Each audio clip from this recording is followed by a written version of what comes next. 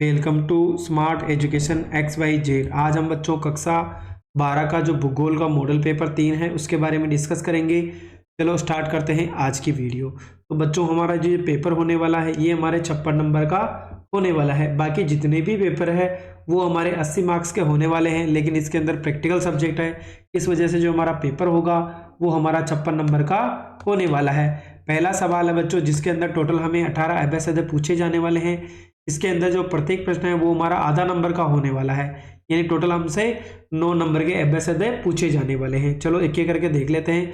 किस भूगोलवेता ने मानव भूगोल की परिभाषा में संबंधों की गत्यात्मकता पर जोर दिया है? तो बच्चों वो हो जाएगा हमारा option number A, Ellen C Semple, यानी ऑप्शन नंबर ए राइट होगा। मानव भूगोल मानव समाजों और धरातल के बीच संबंधों का संश्लेषित अध्ययन है। मानव भूगोल की उक्त परिभाषा किसके द्वारा दी गई थी? तो बच्चों ये हो जाएगा हमारा रेट जेल। प्रवास का प्रतिकर्ष कारक क्या है? तो बच्चों वो हो जाएगा हमारा बेरोजगारी, यानी ऑप्शन नंबर द। निम्नलिखित में से किस महाद्वीप में जनसंख्या सर्वाधिक निवास करती है? तो बच्चों वो हमारा एशिया महाद्वीप होगा, जिसकी जनसंख्या बाकी दूसरे महाद्वीपों की तुलना में बहुत ही ज्यादा है। क्वेश्चन नंबर 5, निम्नलिखित में से किस उपागम का संबंध प्रो अंतर्य सेन से है? यानी इसका जो ऑप्शन होगा है क्षमता उपागम। अगला है निम्न में से किस प्रकार की कृषि में खट्टे रसदार फलों की कृषि की जाती है? तो बच्चों वो भूमध्य सागरीय कृषि हो जाएगा। फल प्रसंस्करण एवं मिष्टान है, तो बच्चों ये हो जाएगा हमारा भोजन प्रसंस्करण उद्योग। चतुर्थक क्रियाकलाप है, तो बच्चों इसकी बात करें तो हमारा आंसर होगा उक्त सभी, यानी यहाँ पर सूचना का संग्रहण, अनुसंधान एवं विकास, उत्पादन एवं प्रकीर्णन, यानी उपरोक्त तीनों ही आंसर सही होंगे। क्वेश्चन नंबर 9 है विश्व का सर्वाधिक विस्तृत रेल मार्ग किस महाद्वीप में स्थित है? तो बच्चों हमें बताना है कि सबसे ज्यादा उत्तरी अमेरिका हो जाएगा। वे एकत्रण केंद्र जहां विभिन्न देशों से निर्यात के लिए वस्तुएं लाई जाती है वो क्या कहलाते हैं? तो बच्चों यहाँ पर होगा हमारा आंत्रोपोपतन हो जाएगा। जिन देशों में कृषक केवल सब्जियां पैदा करते हैं वह कृषि क्या कहलाती है? तो बच्चों वह हमारी ट्रक कृषि कहलाती है। निम्नलिखित में से सर्वाधिक जनसंख्या घनत्व वाला राज्य कौन सा है? तो बच्चों वो हो जाएगा हमारा बिहार। अगला है नगला क्या है? अगर क्वेश्चन नंबर 13 की बात करें तो नगला क्या है? पतली बस्तियों का स्थानीय नाम है। बच्चों जो पल्ली बस्तियां हैं उनका स्थानीय नाम है। भारतीय रेल की स्थापना कब की गई? तो 1853 में। निर्यात की तुलना में आयात मूल्य का अधिक होना कहलाता है व्यापार का घाटा। कौन सा प्रदूषण स्थान विशिष्ट होता है? तो वो हो जाएगा बच्चों ध्वनि। सिलिकॉन घाटी स्थित है, तो बच्चों वो हो जाएगी सैन फ्रांसिस्को के समीप। किस राज्य में सर्वाधिक नगरीय जनसंख्या पाई जाती है? तो बच्चों वो हो जाएगा हमारा गोवा, जो सबसे छोटा राज्य है। अगले की बात करें तो क्वेश्चन नंबर 2 है, इसके अंदर भी बच्चों हमें टोटल जो रिक्त स्थान पूछे जाएंगे, प्रत्येक रिक्त स्थान हमारा आधा नंबर का होने वाला है। टोटल हमसे 10 प्रश्न पूछे जाएंगे, यानी 5 नंबर के पूछे जाएंगे। चलो पहला सवाल है जर्मन भूगोलवेता राज्य देश का वर्णन के रूप में करते हैं? तो बच्चों वो हो जाएगा हमारा जीवित विज्ञान। इसका आंसर क्या होगा बच्चों? जीवित विज्ञान। दूसरा है इमर्सन के अनुसार स्वर्ग नहीं वरन किसी देश के निवासी ही उसके वास्तविक क्या होते हैं बच्चों? धन होते हैं। क्या हो जाएंगे? धन होते हैं। विकास का अर्थ परिवर्तन है जो मूल्य सापेक्ष होता है, तो बच्चों यहाँ पर आ जाएगा गुणात्मक परिवर्तन। तो क्या होगा? गुणात्मक परिवर्तन। मानव विकास की अवधारणा का प्रतिपादन के द्वारा किया गया था?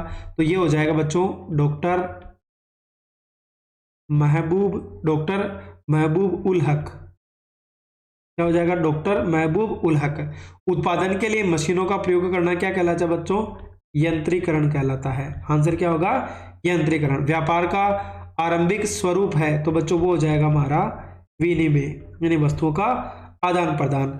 नगर आर्थिक वृद्धि के रूप में होते हैं? तो बच्चों यहाँ पर हो जाएगा नोड के रूप में होते हैं। गुच्छित ग्रामीण बस्ती घरों का एक रूप निर्मित होता है? तो वो हो जाएगा बच्चों हमारा, अगर हम क्वेश्चन नंबर 8 की बात करें तो इसका होगा हमारा सहत एवं संकुलित। सहत एवं संकुलित। अगला क्वेश्चन है, नगरीय बस्तियां सामान्यतः सनहत और आकार होता है, तो बच्चों वो हो जाएगा विशाल। क्या हो जाएगा इसके अंदर? विशाल आकार होता है। अगला है, एक प्राकृतिक और देश का सबसे बड़ा पतन है, तो बच्चों मुंबई। यहाँ पे क्या जाएगा? मुंबई हमारा राइट आंसर होगा। अगला है बच्चों, अति लघुतरात्मक प्रश्न की बात करें तो ये हमारे टोटल जितने भी सवाल पूछे जाएंगे एक एक नंबर के होने वाले हैं और टोटल हमसे 9 आंसर पूछे जाएंगे। पहला बोला है, अशोधित जन्म दर यानी CDR को ज्ञात करने का सूत्र क्या होता है? तो बच्चों इसका सूत्र होता है, किसी वर्ष विशेष में मृतकों की संख्या, किसी वर्ष विशेष में मृतकों की संख्या बटा उस वर्ष के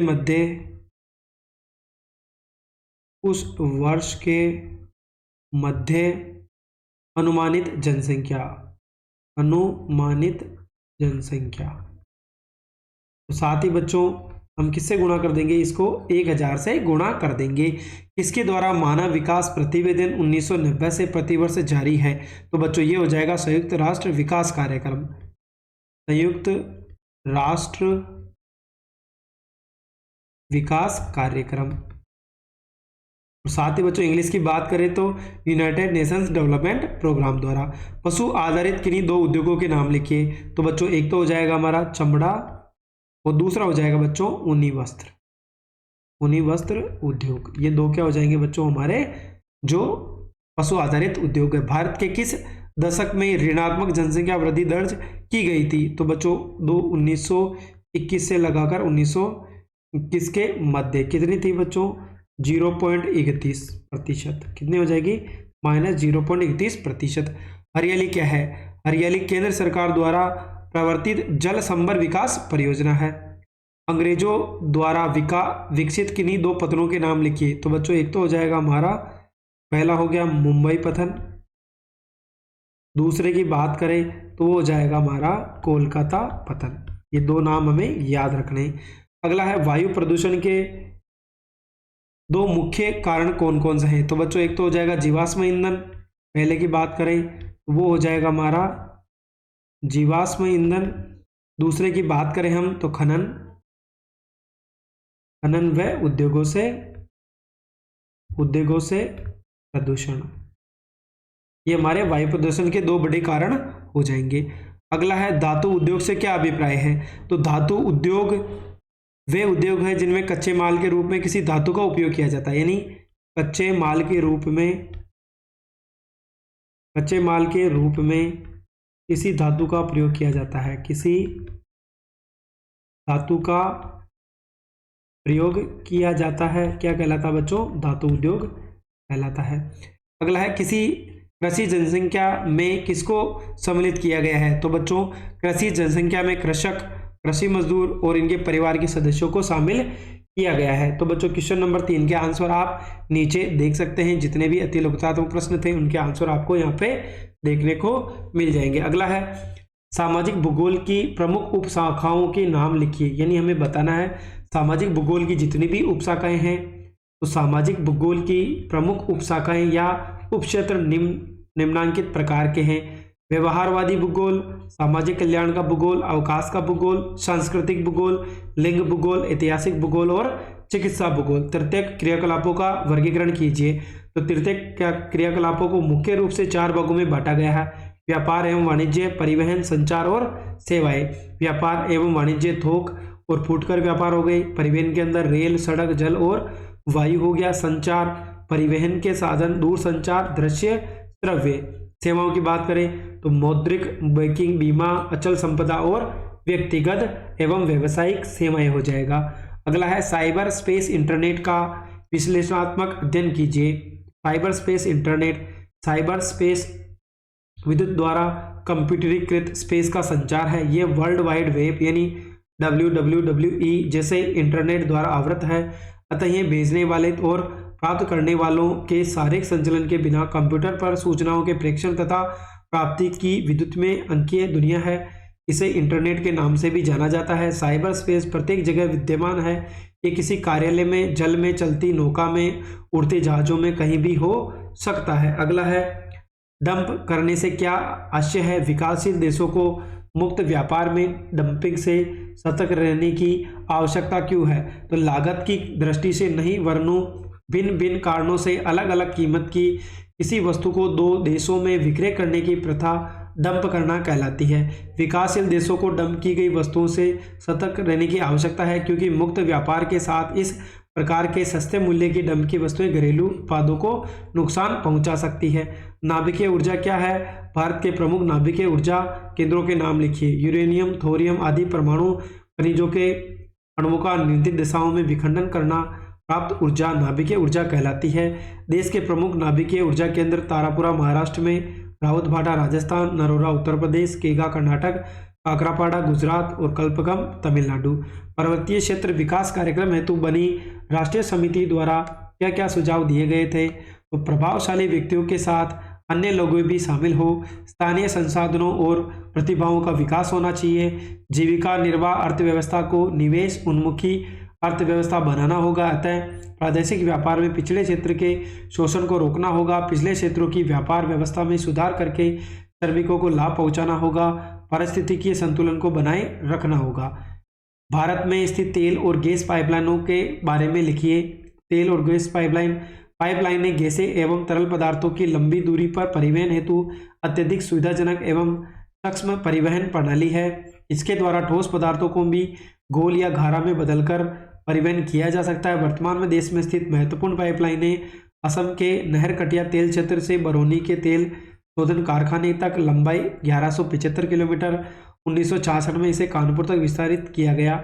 Hazira Vijaypur Jagdishpur HVJ pipe line. Question number 11 है, यदि आपको नगरीय विकास मंत्री बनाया जाए तो नगरों की पर्यावरण संबंधी समस्याओं को आप कैसे दूर करेंगे? नगरों में पर्यावरणीय समस्याओं को दूर करने के उपाय: नगरीय क्षेत्रों से उत्पन्न ठोस अपशिष्ट के निपटान की सुनिश्चित व्यवस्था करना, औद्योगिक कचरों को नदियों तथा झीलों में विसर्जित करने से रोकना, गहन वृक्षारोपण अभियान चलाकर निम्नाकृत भूमि को विविध उपायों द्वारा प्रयोज्य भूमि में परिवर्तित कर पर्यावरणीय समस्याओं के प्रति लोगों को जागरूकता पैदा करना। खंड 6 है, जिसके अंदर प्रत्येक प्रश्न 3 नंबर का होने वाला है। दीर्घ उत्तरीय प्रश्न है, कुटीर एवं लघु उद्योगों में अंतर स्पष्ट कीजिए। अथवा का प्रश्न बोला है, भारी उद्योग और कृषि उद्योग में क्या अंतर है? तो कुटीर उद्योग और लघु उद्योग की बात करें तो कुटीर उद्योग में एक हस्तकार अपने परिवार के सहयोग से अपनी दक्षता के आधार पर घर में ही वस्तुओं का निर्माण करता है, जबकि लघु उद्योग में एक हस्तकार छोटे छोटे मशीनों की सहायता से उत्पादन करता है। ये उद्योग स्थानीय मांग को पूरा करता है।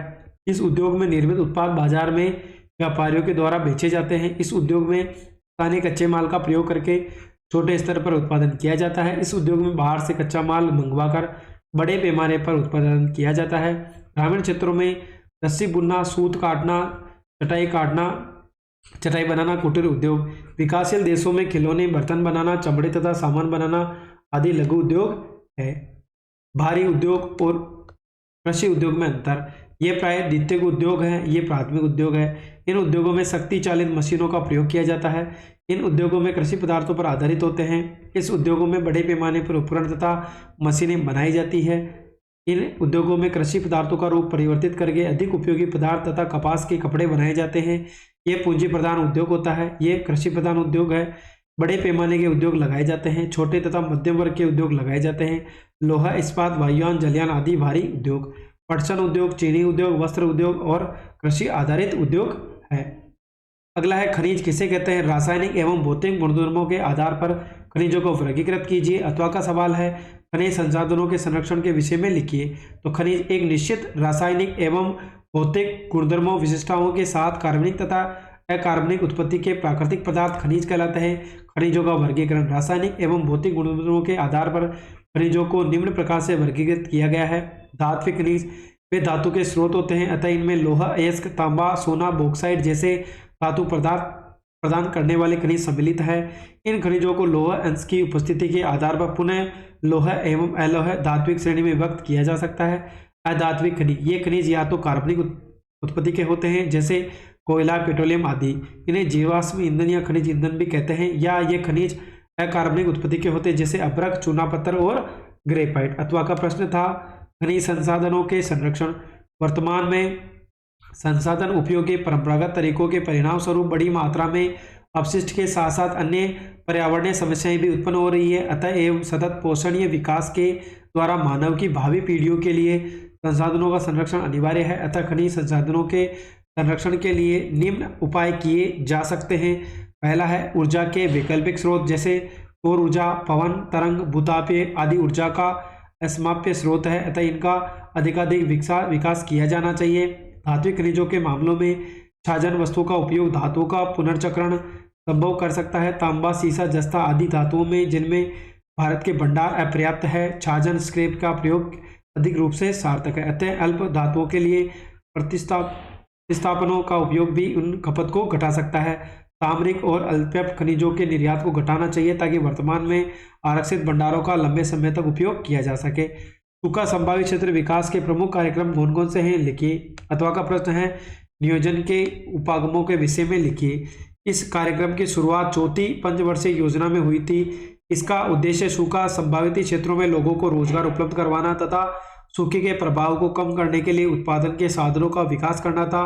प्रारंभ में इस कार्यक्रम में अधिक श्रमिकों की आवश्यकता होने वाली सिविल निर्माण कार्यों पर बल दिया गया था, परंतु पांचवी पंचवर्षीय योजना में इसके कार्यक्षेत्र को और विस्तृत किया गया और इसके सिंचाई परियोजनाओं, भूमि विकास कार्यक्रमों, वनीकरण, चारागाह विकास तथा आधारभूत ग्रामीण अवसंरचना जैसे विद्युत, सड़कों, बाजारों, ऋण सुविधाओं और सेवाओं को सम्मिलित किया गया है। अथवा का सवाल है आर्थिक और सामाजिक क्रियाओं के क्रम अनुक्रम को विकसित करने के प्रक्रिया को नियोजन कहते हैं। सामान्यतः नियोजन के दो उपागम होते हैं, खंडीय नियोजन और प्रादेशिक नियोजन। पहला है खंडीय नियोजन, अर्थव्यवस्था के विभिन्न सेक्टरों जैसे कृषि, सिंचाई, विनिर्माण उद्योग, ऊर्जा निर्माण, परिवहन, संचार, सामाजिक अवसंरचना और सेवाओं के विकास के लिए कार्यक्रम बनाना, उसे लागू करना ही खंडीय नियोजन कहलाता है। प्रादेशिक नियोजन, भारत में सभी क्षेत्रों में एक समान आर्थिक विकास नहीं हुआ है, कुछ क्षेत्र बहुत अधिक विकसित है तो कुछ पिछड़े हुए हैं। विकास का यह असमान प्रतिरूप इस तथ्य पर बल देता है कि नियोजन में एक स्थानिक परिप्रेक्ष्य अपनाएं तथा विश्व के प्रादेशिक विकास में प्रादेशिक असंतुलन कम करने के लिए योजनाएं बनाई जाए। इस प्रकार का नियोजन प्रादेशिक नियोजन कहलाता है। अगला है बच्चों खंड द, जिसके अंदर हमें निबंधात्मक प्रश्न पूछे जाएंगे। प्राथमिक एवं द्वितीयक गतिविधियों में अंतर लिखिए। अथवा का है अधिकतर देशों में उच्च प्रौद्योगिकी उद्योग प्रमुख महानगरों की परिधि क्षेत्र में ही क्यों विकसित हैं, बताइए। तो प्राथमिक और द्वितीयक गतिविधियां, प्राथमिक क्रियाकलाप प्राकृतिक पर्यावरण से प्राप्त संसाधनों के विकास में संबंध में, द्वितीयक क्रियाकलापों से तात्पर्य मनुष्य द्वारा कच्चे माल को संसाधित करके उसे नवीन वस्तुओं में परिवर्तित करने से है। मानव प्राथमिक क्रियाकलापों के द्वारा प्रत्येक रूप में वस्तुएं प्राप्त करता है। द्वितीयक क्रियाकलापों में उद्योगों का शामिल किया जाता है जो कि विभिन्न वस्तुओं का निर्माण करते हैं। प्राथमिक क्रियाकलापों में धरातल से प्राप्त पदार्थ कच्चे माल के रूप में भोजन सामग्री बनाने, वस्त्र बनाने, अन्य उपयोगी सामान बनाने में प्रयोग किया जाता है। द्वितीयक क्रियाकलापों के द्वारा उत्पादों की उपभोक्ताओं में वृद्धि होने के साथ साथ उनके मूल्य में भी वृद्धि होती है। चौथा अंतर है आखेट संग्रहण, पशुचारण, खनन, मछली पकड़ना, लकड़ी काटना आदि प्राथमिक क्रियाकलाप है। विनिर्माण उद्योग, डेयरी उद्योग, कुटीर उद्योग आदि सभी क्रियाएं द्वितीयक क्रियाकलाप है। प्राथमिक गतिविधियों के अंतर्गत कच्चे माल की प्राप्ति मानव शक्ति के द्वारा होती है तथा उसे सीधे ही उस रूप में उपयोग में लिया जाता है। द्वितीयक गतिविधियों में कच्चे माल को परिष्कृत संशोधित करने के लिए शक्ति का उपयोग किया जाता है। प्राथमिक गतिविधियों का एक मानव और उसके परिवार व सहयोगी व्यक्तियों द्वारा संपन्न की जाती है, इसमें पूंजी की आवश्यकता नहीं होती है। द्वितीयक गतिविधियों में उत्पादन के लिए अत्यधिक पूंजी की आवश्यकता होती है एवं बड़े बड़े कारखाने एवं मनुष्य के रूप में श्रमिकों की आवश्यकता होती है। प्राथमिक गतिविधियों के द्वारा उत्पादित की गई वस्तुओं का उपयोग अल्प समय के लिए ही किया जा सकता है, इनका उपयोग उसी क्षेत्र विशेष में किया जाता है। द्वितीयक गतिविधियों के द्वारा उत्पादित वस्तुओं का उपयोग अधिक समय तक किया जा सकता है, इसका उपयोग दूसरे स्थानों पर भी किया जा सकता है। अथवा का जो दूसरा प्रश्न था, विकास के अधिकतर देशों में उच्च प्रौद्योगिकी उद्योग प्रमुख महानगरों की परिधि में ही विकसित होने के प्रमुख कारण है। स्वच्छंद उद्योग की प्रवृत्ति उद्देश्य आधारित औद्योगिक क्षेत्र तथा प्रौद्योगिकी पार्कों के रूप में कस्बे तथा नगरों की सीमाओं का स्थापित होने ही होती है तथा इस प्रकार का औद्योगिक स्वरूप लंदन और टोक्यो में देखा जा सकता है। ये स्थान नगर के आंतरिक भागों की तुलना में अनेक प्रकार के लाभ प्रदान करते हैं। नगरों तथा महानगरों के सीमांत क्षेत्र में उपलब्ध विस्तृत भूमि एक मंजिली कारखाने को स्थापित किया जा सकता है तथा भविष्य में इसके विस्तार के लिए स्थान प्राप्त हो सकता है। नगरों की बाह्य सीमाओं पर भूमि का मूल्य कम होता है। बाह्य परिधि क्षेत्रों में यातायात मार्गों का पर्याप्त विकास मिलता है तथा महानगर के आंतरिक भागों में ये परिधि क्षेत्र उत्तम सड़क मार्ग जुड़ चुके हैं। बाह्य नगर परिधि पर प्रदूषण रहित पर्यावरण तथा हरित क्षेत्रों का अतिरिक्त लाभ होता है। निकटवर्ती आवासीय क्षेत्रों से प्रतिदिन आने वाले लोगों से श्रम की आपूर्ति हो जाती है, सस्ता भी होता है। इस क्षेत्र में स्थापित उद्योगों के लिए महानगरीय बाजार की सुलभ व्यवस्था बनी रहती है। कभी कभी सरकार द्वारा महानगर के सघन क्षेत्रों में उद्योगों की स्थापना पर प्रतिबंध लगा दिया जाता है। महानगरों की परिधि क्षेत्र उद्योगों की स्थापना के महत्वपूर्ण आकर्षक स्थल बने होते हैं। अगला है क्वेश्चन नंबर 16, वर्षा जल संग्रहण का अर्थ बताते हुए इससे होने वाले लाभों तथा इसके संग्रहण के विभिन्न विधियों का वर्णन कीजिए। अथवा का सवाल है, भारत में सिंचाई की आवश्यकता क्यों है? तो यह एक कम मूल्य और पारिस्थितिकी अनुकूल विधि है। इसके द्वारा पानी की प्रत्येक बूंद संरक्षित करने के लिए वर्षा के जल को नलकूपों, गड्ढों तथा कुओं में एकत्रित किया जाता है। अतः वर्षा जल संग्रहण अनावश्यक बहते हुए वर्षा के जल को रोककर इसे एकत्रित करने की विधि, जिससे इसका उपयोग विभिन्न क्षेत्रों में यानी विविध उद्देश्य की पूर्ति की जा सके। लाभ क्या क्या है? वर्षा के जल को संग्रहित करने से विभिन्न प्रकार के लाभ हो सकते हैं। वर्षा के जल को संग्रहित करके पानी की उपलब्धता को बढ़ाया जा सकता है। लगातार नीचे गिरते भूमिगत जल के स्तर को रोका जा सकता है। इसे फ्लोराइड और नाइट्रेट्स जैसे प्रदूषकों को कम करने एवं अवमिश्रण भूमिगत जल की गुणवत्ता को बढ़ा सकते हैं। मृदा अपरदन और बाढ़ को रोका जा सकता है। भूमिगत जल व्रतों का पुनर्भरण में इसका उपयोग करके तटीय क्षेत्रों में लवणीय जल के प्रवेश को रोका जा सकता है। हानियों को रोकने वाले सतही जल के प्रवाह को कम किया जा सकता है। सड़कों पर व्यर्थ बहने वाले पानी को रोका जा सकता है। ग्रीष्म ऋतु सूखे के समय जल की घरेलू आवश्यकताओं की पूर्ति भी की जा सकती है। वर्षा जल का संग्रहण घरेलू उपयोग के लिए भूमिगत जल का समुदाय की निर्भरता को कम करता है। वर्षा जल संग्रहण की प्रचलित विधियां, तो उपयुक्त अन्य विभिन्न उद्देश्यों की पूर्ति हेतु देश में विभिन्न स्थानों पर विभिन्न समुदायों द्वारा प्राचीन काल से ही अनेक विधियों से जल का संग्रहण किया जा रहा है। ग्रामीण क्षेत्रों में परंपरागत रूप से वर्षा जल का संग्रहण सतह संचयन जलाशयों जैसे झीलों, तालाब आदि के द्वारा किया जाता है। राजस्थान में मूलतः घर तथा गाँव के पास घर में वर्षा जल को एकत्रित करने के लिए निर्मित वर्षा जल संग्रहण ढांचे, कुंड तथा टाका बना के, जो मुख्यतः एक ढही हुई भूमिगत जल टंकी है। इस प्रकार की वर्षा के जल को संग्रहित करके भौम जल के स्तर में वृद्धि की जा सकती है, जिससे निरंतर बढ़ती जनसंख्या और औद्योगिक, कृषि एवं घरेलू निस्सरणों से प्रदूषण होने से सीमित होते हुए जल संसाधनों की उपलब्धता को बढ़ाया जा सकता है। अथवा का प्रश्न है, भारत में सिंचाई की आवश्यकता, तो देश की, अथवा का सवाल है, इसको भी पढ़ लेते हैं। भारत में सिंचाई की आवश्यकता, देश में उपलब्ध कुल जल संसाधनों के सर्वाधिक भाग का उपयोग कृषि में सिंचाई के रूप में किया जाता है। साधारणतः वर्षा की कमी या अभाव के कारण सूक्ष्म मौसम में खेतों में फसलों को कृत्रिम ढंग से जल आपूर्ति की प्रक्रिया सिंचाई कहलाती है। चूंकि भारत का अधिकतर भाग उष्ण कटिबंधीय तथा उष्ण कटिबंधीय क्षेत्र में स्थित है, अतः यहाँ वाष्प उत्सर्जन की क्रिया भी बहुत अधिक होती है, जिसके कारण यहाँ सिंचाई के लिए जल की बहुत आवश्यकता है। इसके अतिरिक्त निम्न कारणों से भी देश में सिंचाई की आवश्यकता महसूस की जाती है। देश में वर्षा की अनिश्चित एवं अनियमित प्रवृत्ति के कारण सिंचाई की आवश्यकता होती है। भारत में वर्षा का वितरण बहुत असमान है, इस कारण कम वर्षा वाले क्षेत्रों में कृषि के लिए सिंचाई आवश्यक है। देश में वर्षा की प्रवृत्ति बहुत अधिक परिवर्तनशील भी है, अतः पर्याप्त वर्षा वाले क्षेत्रों में भी सिंचाई अनिवार्य है। कुछ फसलें जैसे चावल, गन्ना, जूट आदि को पानी की अधिक आवश्यकता होती है, अतः इसके लिए सिंचाई आवश्यक है। देश का अधिकांश भाग 8 माह तक शुष्क रहता है, अतः इस अवधि में कृषि करने के लिए सिंचाई की आवश्यकता होती है। असिंचित क्षेत्रों की तुलना में सिंचित क्षेत्र की उत्पादकता अधिक होती है। सिंचाई के द्वारा फसलों का उत्पादन एवं उत्पादकता बढ़ाई जा सकती है। सिंचाई की उचित व्यवस्था कर बहुफसलीकरण की प्रक्रिया को भी बढ़ाया जा सकता है। स्पष्ट है कि देश में वर्षा के स्थानिक तथा सामयिक परिवर्तन के कारण भी सिंचाई अधिक आवश्यकता होती है। तो बच्चों, निम्न कारणों की वजह से भारत में सिंचाई की आवश्यकता होती है। चलो आगे का प्रश्न है क्वेश्चन नंबर 17, दिए गए विश्व के मानचित्र में निम्नलिखित हवाई पट्टियों को अंकित कीजिए। सिंगापुर, लंदन, मॉस्को और शिकागो। तो बच्चों यहाँ पर अगर बात करें तो सिंगापुर हमारा यहाँ पर स्थित होगा, मॉस्को यहाँ हो गया, लंदन और शिकागो हो जाएगा। अगला है, भारत के मानचित्र में तेल शोधक कारखाने हैं, उनको हमें फिल करना है। जामनगर, मथुरा, नागापट्टिनम और हल्दिया। तो बच्चों सबसे पहले मथुरा हमारा यूपी यानी उत्तर प्रदेश के अंदर हो जाएगा। अगर हम यहाँ पर बात करें तो जो सबसे नीचे दे रखा है ये हमारा तमिलनाडु है, इसके अंदर हमारा नागापट्टिनम हो जाएगा। साथ ही जामनगर हमारा कहाँ हो गया बच्चों, गुजरात के अंदर हो जाएगा। और अगर एक हमारा जो हल्दिया है बच्चों, तो ये अगर हम बात करें तो ये हमारा जो पश्चिमी बंगाल है वहाँ पर स्थित है। तो बच्चों ये हमारा आज कक्षा 12 का भूगोल का मॉडल पेपर 3 था। अगर आपको हमारी मेहनत पसंद आई हो तो चैनल को लाइक करें, सब्सक्राइब करें और अपने दोस्तों के साथ भी शेयर करें।